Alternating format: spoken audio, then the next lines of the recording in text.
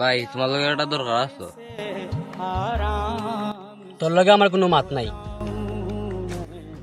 ভাই জানি তুমি আমার উপরে রাগো, কিন্তু ছোট ভাই হিসাবে কি আমার মাফ করা যায় না নি? ভাই সামান্য এক বাইকের লাগে যদি আমরা দুই ভাইয়ের সম্পর্ক নষ্ট হয়ে যায়, তিজাত বাইক আমার লাগতো না, তুমি নেও কি?